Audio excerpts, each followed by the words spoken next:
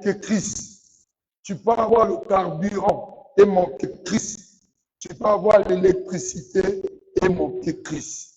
Ce qui est fondamental dans la vie d'un croyant, c'est le Christ.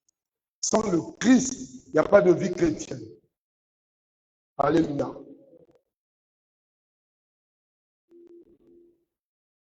Le mot Christ, le mot Christ veut dire loin, loin. Ça veut dire aussi Messie, Messie. Le mot Christ veut dire loin, ça veut dire aussi Messie. Donc, le Messie est aussi le Sauveur. En tant que Messie, il est le Sauveur. Celui qui vient pour résoudre ton problème, il est pour toi un Sauveur. Celui qui est ton espérance, il était l'espérance de la nation d'Israël. Donc eux, ils attendaient le Christ.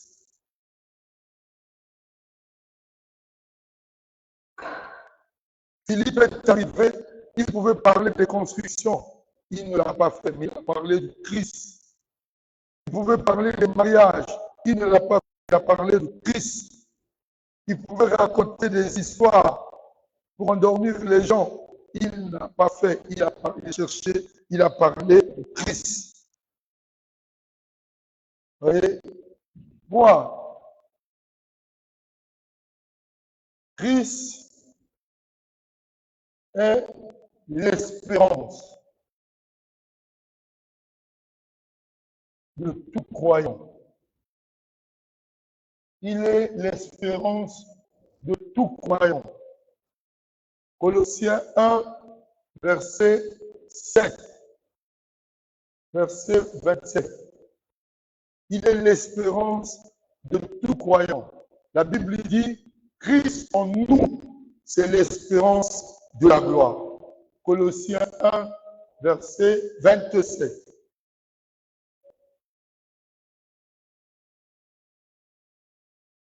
À qui Dieu a voulu faire connaître quelle est la glorieuse richesse de ce mystère parmi les croyants. Savoir, Christ en vous, c'est l'espérance de la gloire. L'espérance de la gloire. Dans la gloire, il y a les miracles. Dans la gloire, il y a la victoire. Dans la gloire, il y a la guérison. Dans la gloire, il y a la bénédiction.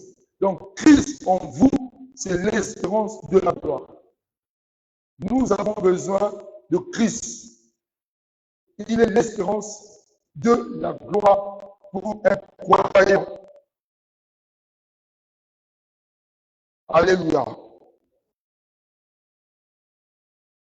4. Pourquoi nous prêchons le Christ? Nous prêchons Christ parce qu'il est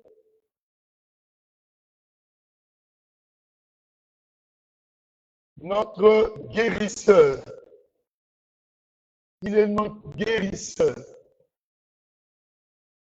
Matthieu, chapitre 8, verset 17. Il est notre guérisseur. Christ guérit.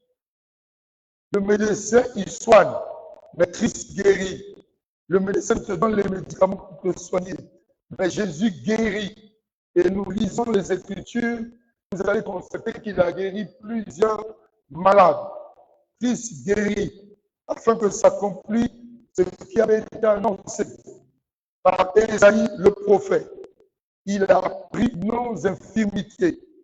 Il s'est chargé de nos maladies. Une infirmité est comme un défaut que tu as en toi. Et vous avez aussi le mot infirme. à l'intérieur. Et Christ a pris nos infirmités. Il y en a qui sont infirmes des yeux, ils sont aveugles. D'autres sont infirmes des oreilles, ils sont sourds.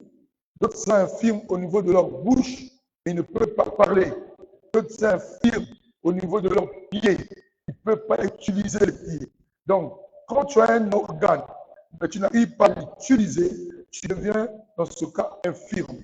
Mais la Bible dit, il a pris nos infirmités, non pas seulement nos infirmités, mais il a pris aussi nos maladies. Parce que c'est un guérisseur. Alléluia.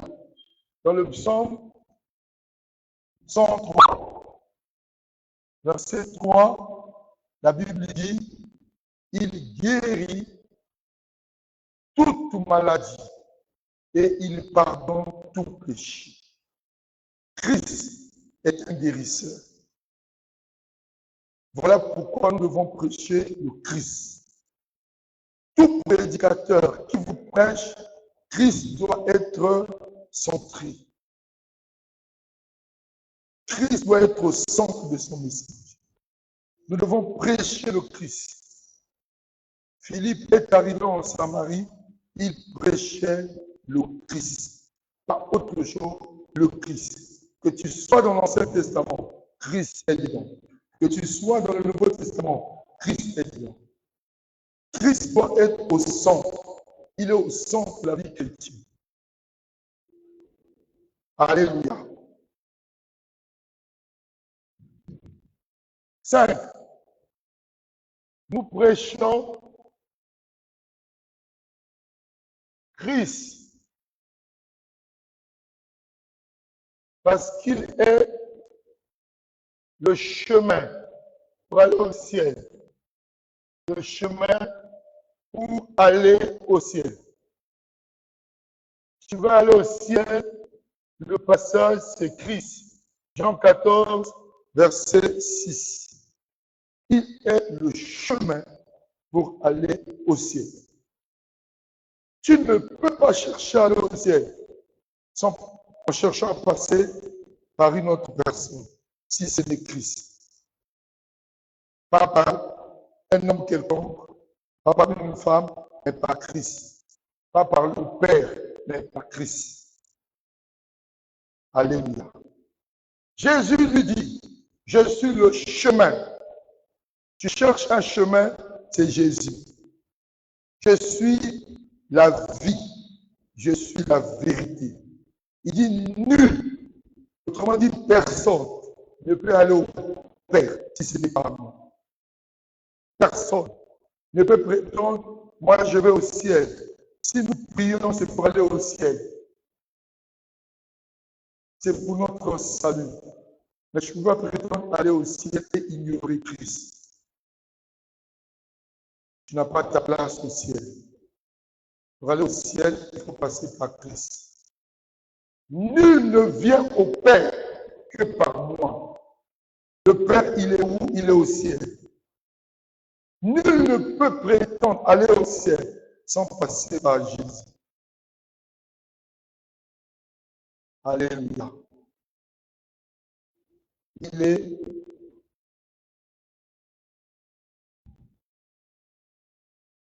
six. Nous prêchons Christ parce qu'il est la vérité de Dieu. Il est la vérité. Tu veux connaître la vérité de Dieu, c'est en Christ. Toujours Jean 14, verset 6. Il est la vérité. Les gens n'aiment pas le mensonge. Les gens aiment la vérité. Mais la vérité sur Dieu, c'est en Christ. La vérité sur Dieu, c'est Jésus. J'aimerais aller au ciel. Il y a des choses que je ne saisis pas. Le Dieu de la Bible est la vérité. Et il s'oppose au mensonge. Il est la vérité. Le Dieu de la Bible. Non pas seulement il est la vérité, mais nous disons le Dieu de vérité s'oppose au Dieu du mensonge. Un Dieu du mensonge, Jean 8, 44.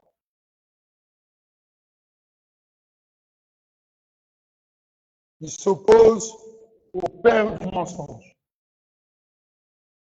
Le père du mensonge. Jean 8, 44.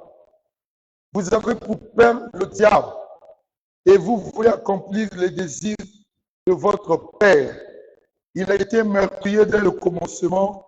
Il ne se tient pas dans la vérité parce qu'il n'y a pas de vérité en lui. Il ne se tient pas dans la vérité parce qu'il n'y a pas de vérité en lui. Il ment pour son propre fond parce qu'il est menteur et le père du mensonge. Regardez, lorsqu'il profère le mensonge, il parle de son propre fond parce qu'il est menteur et le père du mensonge. Le Dieu que tu suis, Jésus, il est le Dieu de la vérité. Tu veux connaître la vérité, tu dois t'appuyer sur Jésus. Tu dois suivre Jésus. Mais loin de Jésus, tu seras trompé. Ceux qui vont dans les sectes, ils sont trompés. Ceux qui vont dans des religions, ils sont trompés. Mais le Dieu de la Bible, c'est le Dieu de la vérité. Amen.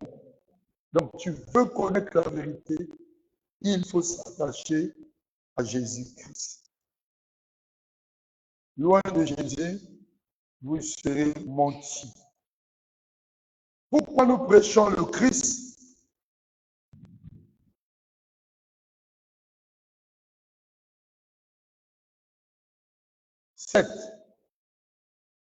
Nous prêchons le Christ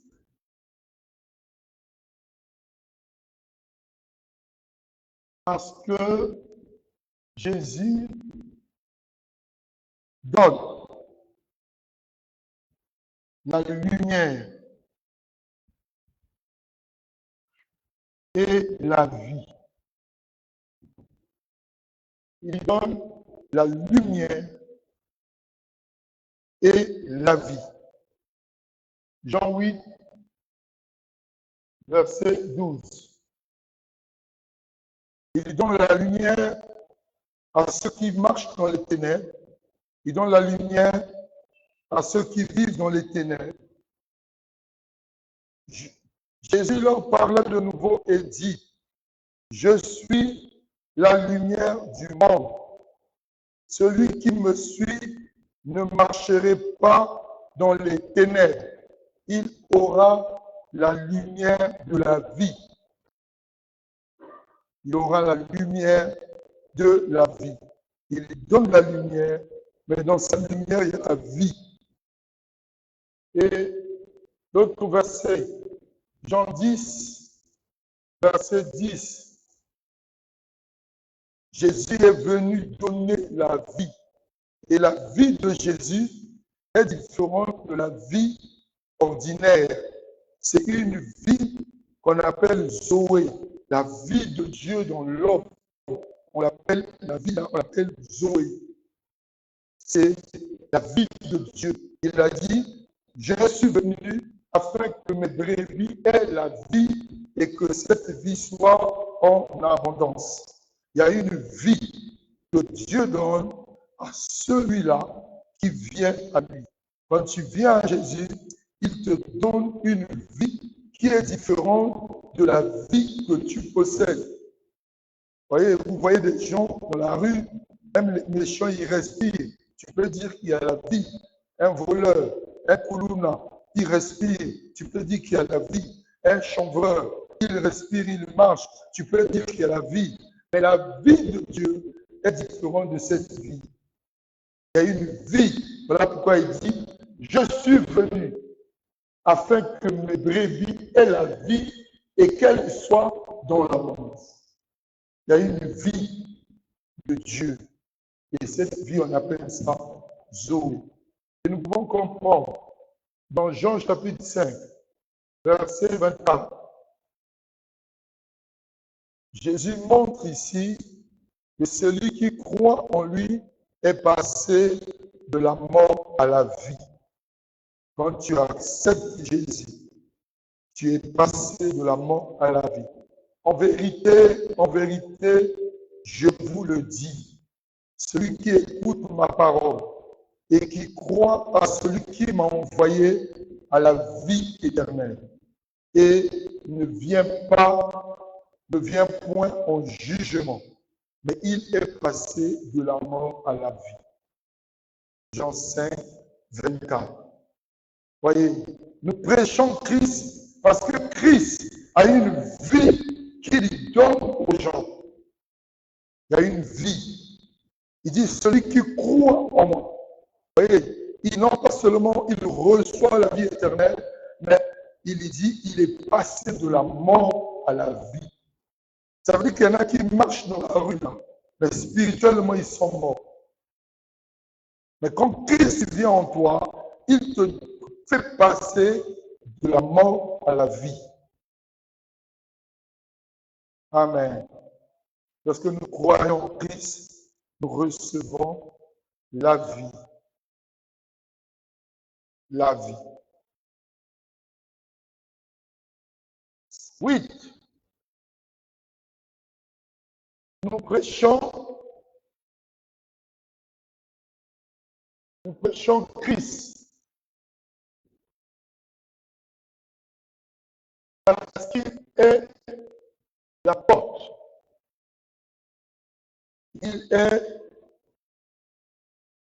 Christ est la porte du ciel. Il est la porte du ciel. Jean 10, verset 7. Il est la porte du ciel. Tu vas aller au ciel. Sache qu'il y a une porte. Mais cette porte, c'est Jésus. Jésus leur dit encore, en vérité, je vous le dis, je suis la porte des brebis. Il est la porte du salut, il est la porte pour le ciel. Et quand vous prenez ce passage et vous ajoutez également Jean 14, verset 6b, nul ne peut aller au Père si ce n'est par moi. Nul ne peut aller au Père si ce n'est par moi. Il est la porte du ciel. Il est la porte. La porte, c'est l'endroit où on entre, c'est l'endroit où aussi on sort. Tu veux rentrer au ciel. La porte du ciel, c'est Jésus. Alléluia. Il est la porte du ciel. Je suis la porte des brebis. Jean 10, verset 7. Il est la porte des brebis.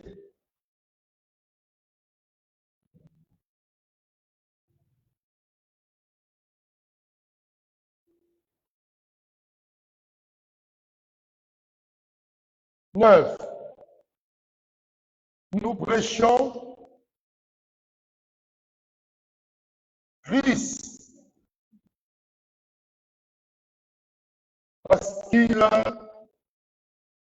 aime les pécheurs. Il aime les pécheurs. Romains, chapitre 5, verset 8. Il aime les pécheurs. Romains 5, verset 8. Mais Dieu prouve son amour envers nous En ce que, lorsque nous étions encore des pécheurs, Christ est mort pour nous. Vous voyez, il aime les pécheurs. Comment savons-nous que Christ aime les pécheurs? Il a donné sa vie pour les pécheurs. Nous prêchons Christ parce qu'il aime les pécheurs. Mais il n'aime pas le péché. Comprenez bien? Il aime les pécheurs. Cependant, il n'aime pas le péché. Il t'aime tel que tu es, mais il n'aime pas le mal que tu fais. Il aime les pécheurs, mais il n'aime pas le mal que les gens font. C'est important. Vous voyez, dans Jean, chapitre 6,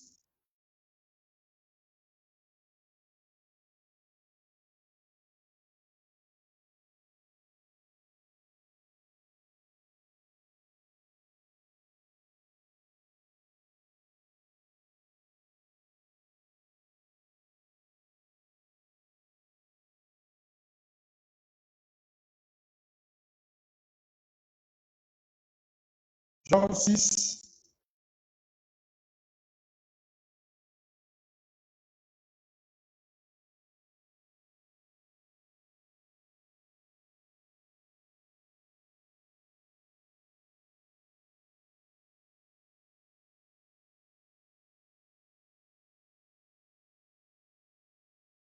verset 37. Jean 6, verset 37. Tout ce que le Père me donne viendra à moi. Je ne mettrai pas dehors celui qui vient à moi. Il aime les péchés, les pécheurs. Il n'aime pas leurs péchés. Donc, quels que soient tes péchés, si tu viens à lui, lui ne te mettra pas dehors. C'est l'amour qu'il aime les pécheurs. Il y en a à cause de leurs péchés, ils se désengagent. Ils ont peur de s'approcher de Christ. Ils disent, j'ai trop fait du mal, je ne peux pas venir à Christ. Non, Christ aime les pécheurs, il n'aime pas le péché. Et il a dit, il ne met point dehors ceux qui viennent à lui. Ça veut dire quel que soit le mal que tu as fait. Quand tu viens à Jésus, il va te recevoir. Et aussi, dans Matthieu, chapitre 11, versets 28 à 29, Jésus appelle les gens qui sont chargés de fardeau de venir à lui. Il dit, venez les enfants, vous tous qui êtes chargés et fatigués, et je vous donnerai du repos. Il dit, prenez mon joug, car mon joug est léger. Oui, mon fardeau est léger. Venez. Jésus appelle. Donc, quel que soit ce que tu as fait, si tu viens à lui, lui ne te rejettera pas. Il aime les pécheurs, il n'aime pas leurs péchés. Il aime tel que tu es, il t'aime, mais il n'aime pas le mal que tu fais. Il ne faut pas penser que quand tu fais mal, lui, il apprécie. Non, il n'apprécie. Il n'aime pas le mal que tu as fait. Voilà pourquoi nous demandons pardon pour nos péchés. Et prenez mon joug sur vous et recevez mes instructions, car je suis doux et humble de cœur, et vous trouverez du repos pour vos âmes. Vous trouverez du repos pour vos âmes.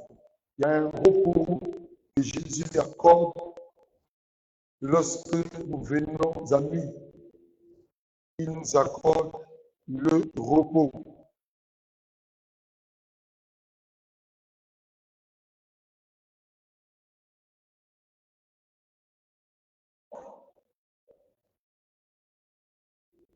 Alors, 10. Nous prêchons le Christ,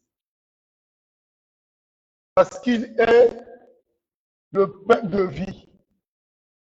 Il est le pain de vie. Jean chapitre 6, verset 35.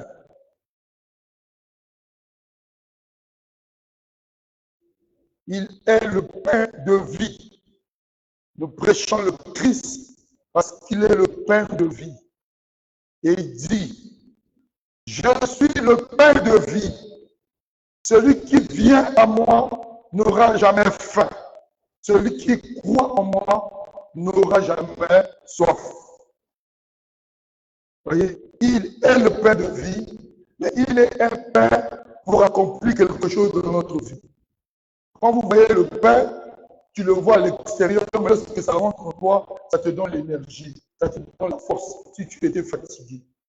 Alléluia. Et Jésus dit, je suis le pain de vie. Celui qui vient à moi n'aura jamais faim. Vous voyez, il n'aura aussi, celui qui croit en moi n'aura jamais soif. Vous voyez, venir à lui et croire en lui. Deux verbes différents. Le verbe venir, c'est s'approcher de lui. Mais le verbe croire, c'est s'engager. Tu t'engages, tu t'acceptes, tu adhères à ses idées. C'est en ce moment-là, il va étancher ta soif. Pourquoi? Parce que l'homme qui s'approche de Dieu, il peut avoir faim, il peut avoir soif. Mais Jésus ne se limite pas seulement à la faim. Généralement, quand tu as mangé, tu veux boire. Mais lui, il fait les deux. Il te donne à manger, mais aussi il étanche ta soif. Il est le pain de vie. Alléluia. Je suis le pain de vie.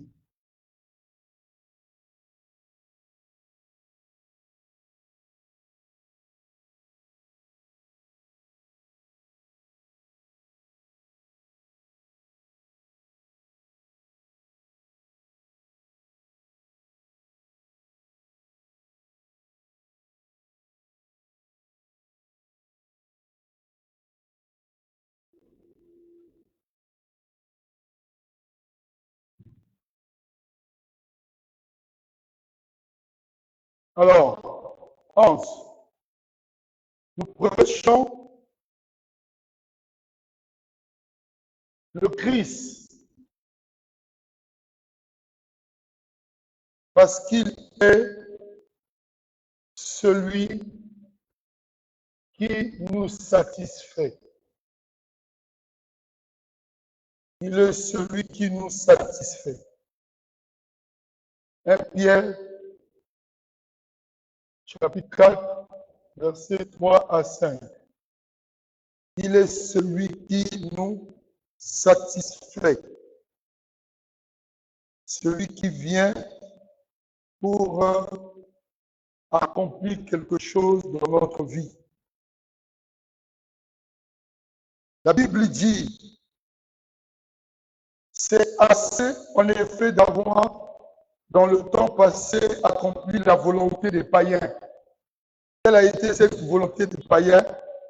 Nous avons marché dans la dissolution, dans les convoitises, dans l'ivrognerie, dans les excès du manger et du boire, et les idolâtries criminelles.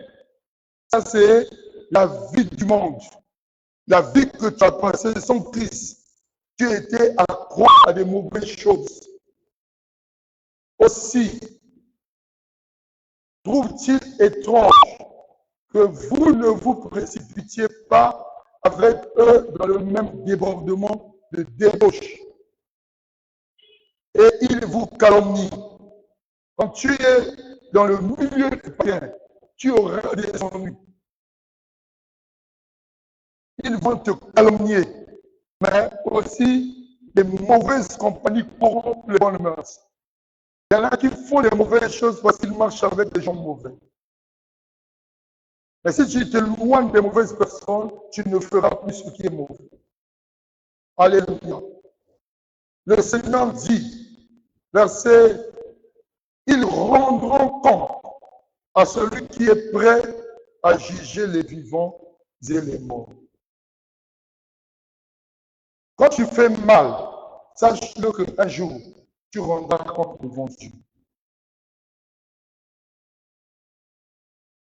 Jésus est celui qui nous satisfait. Parce que en lui, nous trouvons une satisfaction. Ce qui nous attirait ne nous attire plus. Nous sommes satisfaits en Jésus. Tu ne bois plus, tu ne vas plus dans les bars. Mais pourtant, ça ne gêne pas ta vie, tu vis. Mais quand tu allais dans les bars, tu perdais de l'argent, mais aussi tu te détruisais. Alléluia. Tu ne te livres plus à des excès de table, des excès de boire. Moi, je faisais les concours de bouffe. Et ça m'amenait à quoi? Ça te rendait malade. Quand tu as trop mangé tellement forcé, le corps devient malade. Je ne sortais plus, j'étais seulement à la maison. Mais c'était le résultat d'un concours de bouffe. Mais aujourd'hui, ça ne m'attire plus. Alléluia. On n'est plus attiré dans ces choses parce que Christ est entré dans notre vie. Et Philippiens 3 dit ceci, ce qui était pour moi comme des gains. Je commence à regarder ça comme de la perte. Philippiens 3, versets 13 à 14. Philippiens 3, versets 13 à 14. Frères, je ne pense pas l'avoir saisi, mais je fais une chose, oublions ce qui est en arrière et me portant vers ce qui est en avant. Nous sommes dans le Christ. On n'a pas encore fini la vie sur cette terre. On n'a pas encore saisi notre couronne que Christ nous a réservée. Même si tu as fait des choses dans le Seigneur, il ne faut pas rentrer dans une satisfaction dit, moi j'ai déjà fait et tu vas pas dormir. Pose-toi la question, pourquoi Christ te garde encore en vie? Ça veut dire qu'il y a encore quelque chose à faire. Alléluia. C'est là où Paul dit, je ne pense pas l'avoir saisi. Je fais une chose, oublions ce que j'ai déjà fait. Me portant vers l'avant. Parce que j'ai encore des choses à obtenir. J'ai encore des choses à faire pour Jésus. Même si tu as déjà gagné 1000 âmes, si tu es encore vivant, tu respires, il y a encore quelque chose à faire. Ne tombe pas dans le contentement. C'est lui qui va te satisfaire. Verset 14. Je cours vers le but pour remporter le prix de la vocation céleste en Jésus. Il y a un prix des choses que nous devons remporter en Jésus. Voilà pourquoi j'aimerais dire à quelqu'un, c'est pas encore fini. Nous avons encore des choses à faire dans le Seigneur. Les choses que tu as fait dans le passé, ça ne t'a rien apporté. Ne tombe pas dans le contentement. Paul pouvait dire, je regarde toute chose comme une perte. Ça veut dire que ce qu'il a fait dans le passé, il faut regarder ça comme une perte pour que tu puisses gagner Christ. Christ, au verset 8. Prends le verset 8. Philippiens 3, verset 8. Verset 7 à 8. Verset 7 à 8. Regardez, Mais ces choses qui étaient pour moi des gains, je les ai regardées comme une perte à cause de Christ. Nous l'avons dit, tu ne peux pas rencontrer Christ, continuer à aimer le mal. Non. Quand Christ vient en toi, si tu gagnais par le vol, tu vas réaliser que je ne peux plus voler. Alléluia. Des choses qui étaient pour moi comme des gains, je commence à regarder ça comme une perte. Verset 8. Et même je regarde toutes choses comme une perte à cause de l'excellence de la connaissance de Jésus-Christ, mon Seigneur, par lequel j'ai renoncé à tout. J'ai renoncé à tout et je le regarde comme de la boue afin de gagner Christ. Je le regarde comme de la boue afin de gagner Christ. Il y a des choses, il faut regarder ça comme de la boue, poto. Il faut regarder ça comme ça. Pour gagner Christ. Je regarde toutes choses comme de la boue. J'ai renoncé à tout afin de gagner Christ. Vous comprenez que lorsque Philippe est arrivé en Samarie, il a prêché le Christ et il a vu les miracles s'opérer dans Samarie par rapport au Christ. Lorsque vous allez prêcher Christ, vous allez voir les miracles. Nous revenons à chapitre 4, verset 5. Philippe étant descendu dans la ville de Samarie, il prêcha le Christ. Si tu prêches le Christ avec sincérité, il y aura des changements de vie. Si tu prêches le Christ avec sincérité, il y aura des vies qui seront délivrées. Nous devons prêcher le Christ. Actes chapitre 8, verset 5. Philippe, étant descendu dans la ville de Samarie, il prêcha le Christ. Et quand il a fait, il a vu un résultat. Voyez, prêcher Christ, il y a des résultats. Nous disons 12. Lorsque nous prêchons Christ,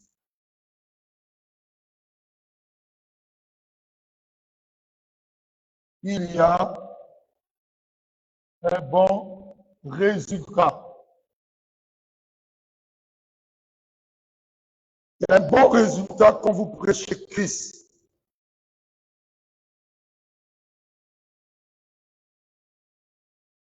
La Bible dit les miracles. Vous savez, les miracles. Les miracles. Les délivrances. Les délivrances. Les guérisons. Les guérisons. Et aussi le réveil.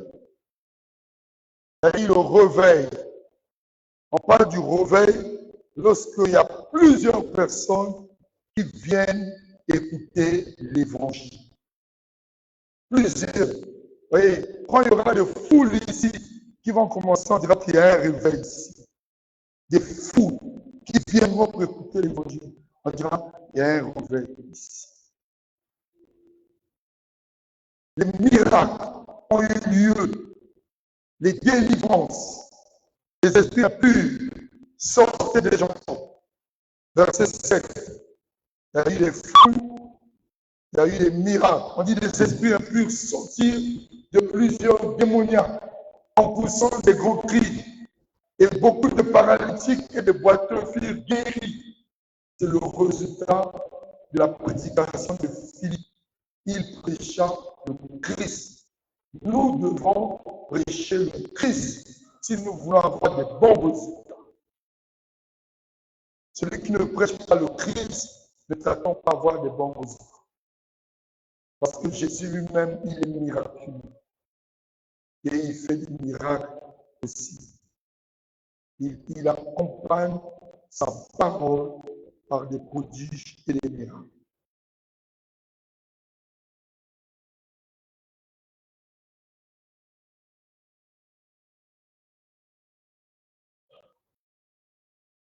Nous devons prêcher le Christ.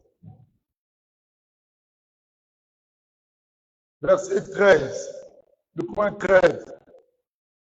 Nous prêchons le Christ parce qu'il accompagne. Il accompagne sa parole par des miracles. Marc chapitre 16, verset 20. Prêcher Christ. Jésus va accompagner sa parole. Marc 16, verset 20. Ils s'en allaient prêcher partout. Le Seigneur travaillait avec eux et confirmait la parole par les miracles qui l'accompagnaient.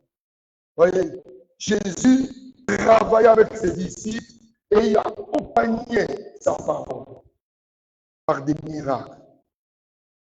Prêchons Christ. Tu veux voir Jésus travailler avec toi, prêche Christ. Il va accompagner sa parole par des miracles. Alléluia. C'est important de comprendre ces choses. Et c'est là que vous devez savoir que Christ est venu pour le salut de quiconque croit. 14. Nous prêchons Christ pour empêcher les gens d'aller en enfer. Empêcher les gens d'aller en enfer. Jean chapitre 3, versets 16 à 17. Pour que les gens n'aillent pas en enfer, vous devez prêcher le Christ. Si nous ne prêchons pas le Christ, beaucoup de gens vont en enfer. Vous voyez, on dit ceci, Jean 3, versets 16 à 17. Car Dieu a tant aimé le monde qu'il a donné son Fils unique, afin quiconque croit en lui ne périsse point, mais qu'il ait la vie éternelle. Et la vie éternelle. Dieu, en effet, n'a pas envoyé son Fils dans le monde pour juger le monde, mais pour que le monde soit sauvé par lui. Donc nous prêchons Christ pour amener les gens à être sauvés en Jésus. Et par Jésus, si tu es sauvé, tu ne vas pas en enfer. Alléluia. Mais si tu ne reçois pas Jésus, bien-aimé, tu es en train de suivre le chemin qui te mène en enfer.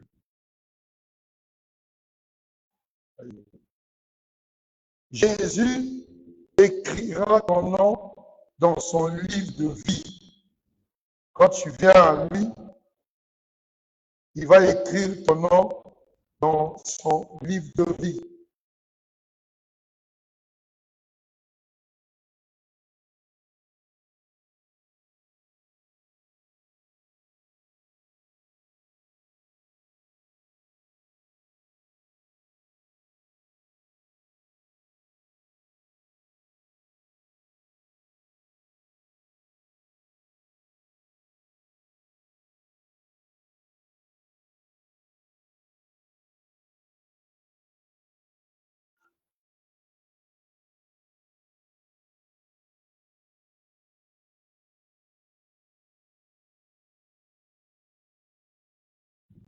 Jean, Apocalypse, voyez,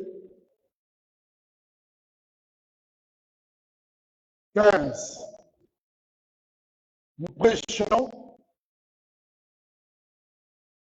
le Christ afin qu'il écrive nos noms dans le livre de vie. Apocalypse, chapitre 20, verset 15. Il a un livre qu'on appelle le livre de vie. Quand tu donnes ta vie à Jésus, il écrira ton nom dans ce livre de vie. Quiconque ne fut pas trouvé écrit dans le livre de vie, puis jeté dans les temps de feu. Il t'envoie en enfer simplement parce que ton nom n'est pas écrit dans le livre de vie. Vous devez savoir que l'enfer existe.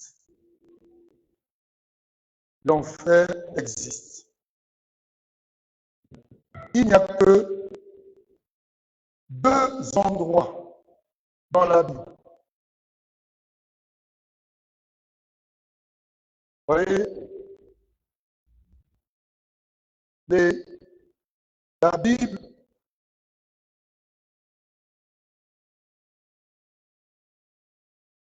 parle de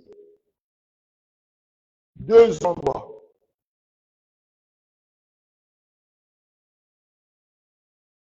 Il parle du ciel.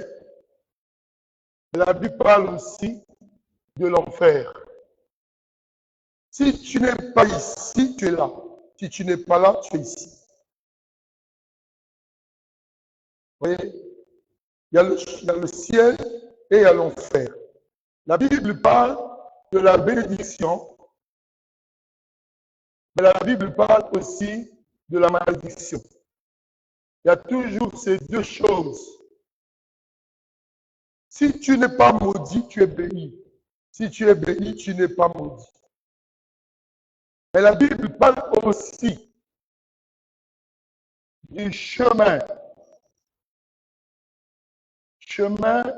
étroit et le chemin large.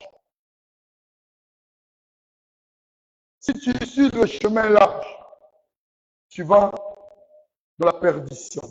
Si tu suis le chemin étroit, tu vas dans la vie éternelle. Donc il y a le chemin étroit, il y a aussi le chemin large. Il y a toujours ces 2. Soit tu es dans la bénédiction, soit tu es dans la malédiction. Soit tu vas au ciel, soit tu vas en enfer. C'est là qu'il dit, et l'enfer est appelé dans Apocalypse 20, verset 15, les temps de feu. Il sera jeté dans les temps de feu. C'est comme ça. La Bible parle de la vie éternelle, mais la Bible parle aussi de la perte éternelle. La perte éternelle. Il y a le verbe qui est dans la perte, c'est le verbe périr. Et dans Jean 3, verset 16, ici, Jean 3, il donne la différence entre la vie éternelle et la mort éternelle. La vie éternelle, si tu crois en Jésus, la mort éternelle ou la perdition. Vous avez le verbe périr.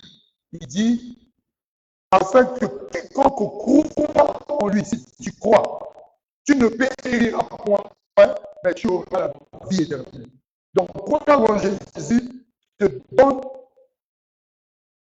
un statut. Ne pas croire en Jésus te donne aussi une identité. Donc, soit nous sommes ici, soit nous sommes là. Et ceux qui ont choisi Jésus sont ici. Ceux qui n'ont pas choisi Jésus sont là. Choisir Jésus, c'est obéir à sa parole. L'obéissance à sa parole te donne la bénédiction. Deutéronome, chapitre 28, versets 1 à 2. Deutéronome, chapitre 28, versets 1 à 2.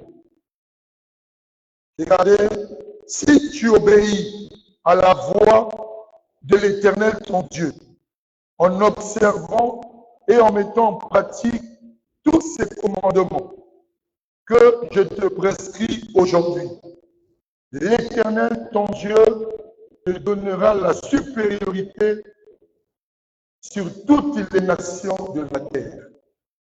Et tu vas dominer parce que tu as choisi Jésus. Le verset 2. Voici toutes les bénédictions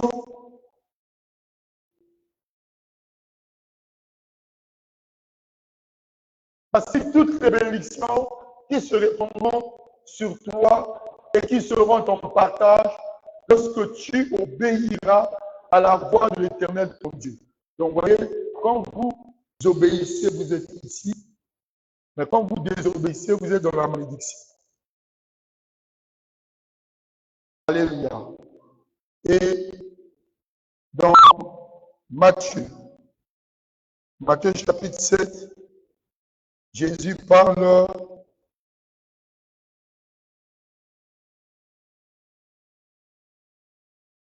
Matthieu 7, 13 à 14.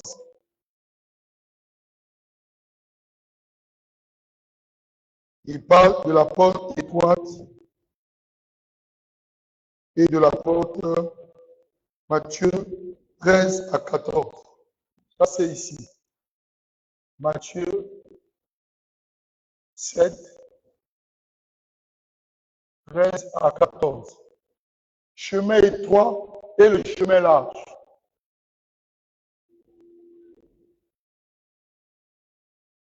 Soit tu vas au ciel, soit tu vas en enfer. Et vous avez ici la parabole de Lazare et de l'homme riche. Dans Luc chapitre 16, Jésus parle, du verset 17. Il parle de la parabole de l'homme riche. Matthieu 7,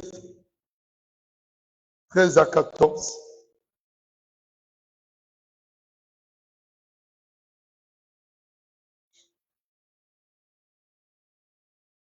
Et 19. Le ciel et l'enfer, à partir du verset 19 jusqu'au verset 31. On parle du ciel et de l'enfer.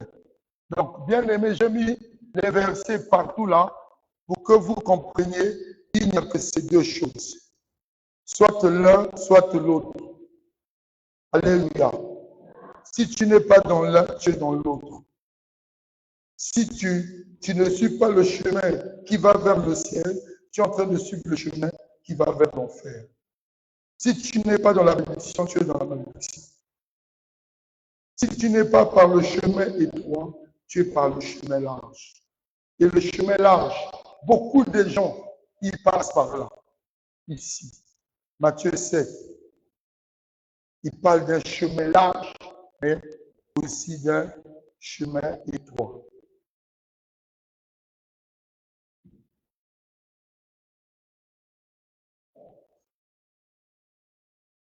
Matthieu 7, 13 à 14. Entrez par la porte étroite, car large est la porte, spacieux est le chemin qui mène à la perdition. Il y en a beaucoup qui entrent par là. Le chemin large, là où tout le monde va. Tu dis non, moi je vais là-bas parce que tout le monde va là. Mais là, des fois, là où tu vas, c'est un mauvais chemin. C'est un chemin qui mène à la perdition.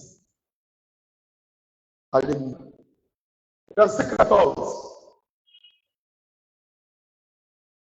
Mais étroite est la porte, resserrez le chemin qui mène à la vie. Il y en a peu qui les trouvent.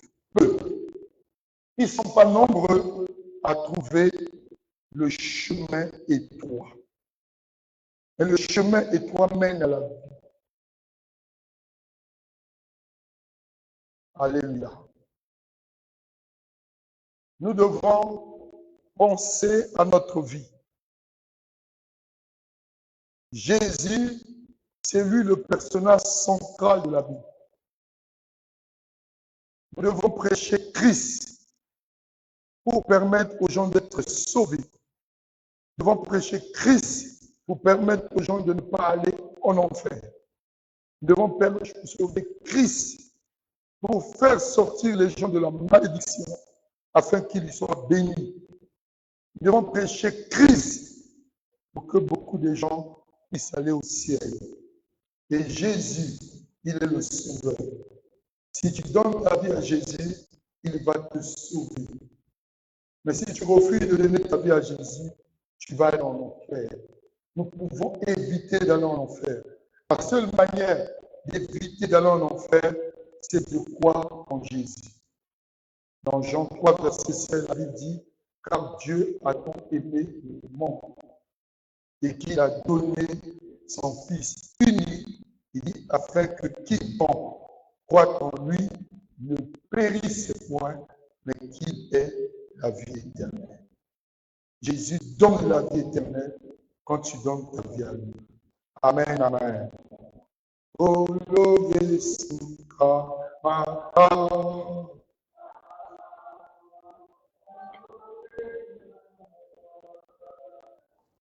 yo soy Ezania Yokolo.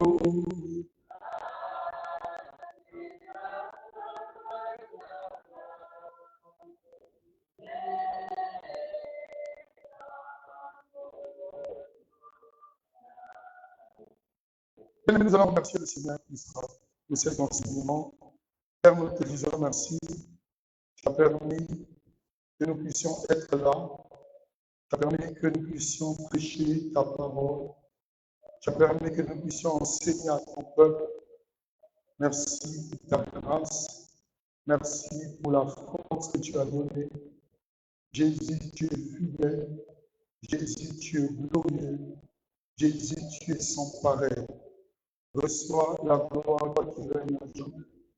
Merci de bénir ton peuple et d'éclairer ton peuple afin de savoir que loin de Christ, il n'y a pas la vie, mais auprès de Christ, il y a la vie. Bénis ton peuple dans le nom de Jésus. Nous disons Amen. Gloire à Dieu. Alors, si vous êtes venus seulement aujourd'hui, levez votre main. J'aimerais prier pour vous. Gloire à Dieu. Vous pouvez vous approcher. Venez. Venez, je vais prier pour vous.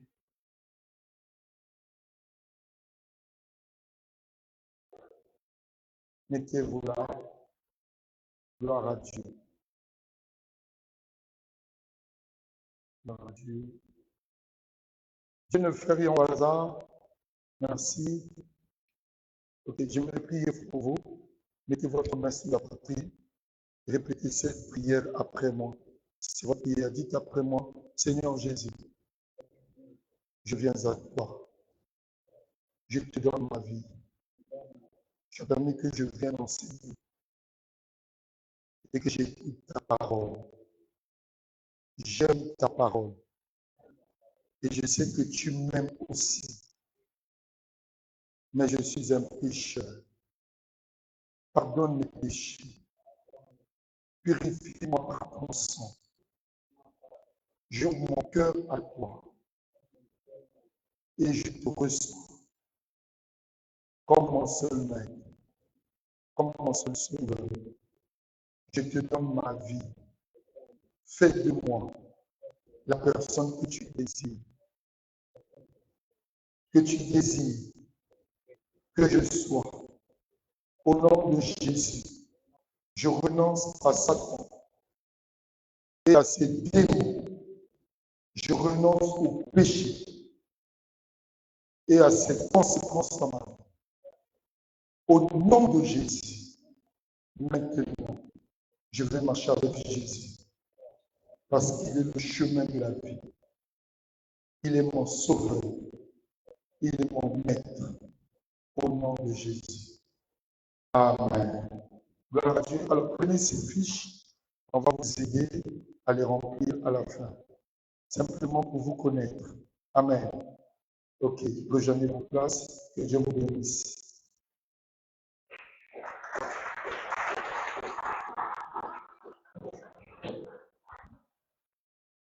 Amen, amen. Nous allons passer à notre moment.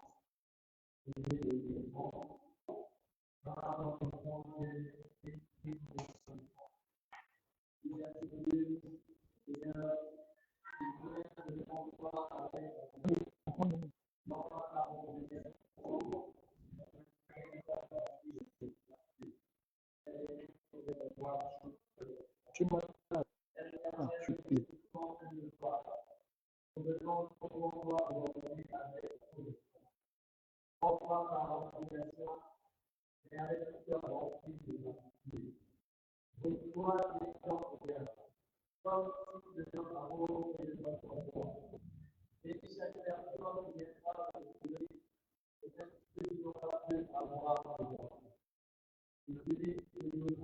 Père, je prie pour mon fils. Au nom de Jésus, je menace tout dévoreur contre sa santé. Au nom de Jésus, j'invoque ton nom. Tu es le Dieu qui guérit, tu es le Dieu qui délivre. Mais regarde ce ton serviteur. Tu as dit de servir l'Éternel et je loignerai la maladie de vous. Père, éloigne cette maladie qui s'est levée contre sa santé. Au nom de Jésus, qu'il trouve ici la guérison, qu'il trouve ici la bonne santé et que le miracle de la guérison dans ses os, entre dans son sang. Au nom de Jésus, que tout ce qui est de l'ennemi, qui s'est levé contre sa santé, soit bouclé contre l'état de lui. Au nom de Jésus, que ta promesse s'accomplisse dans sa vie, parce qu'il est écrit, vous imposerez les mains malades et les malades seront guéris. Dans le nom de Jésus. Amen.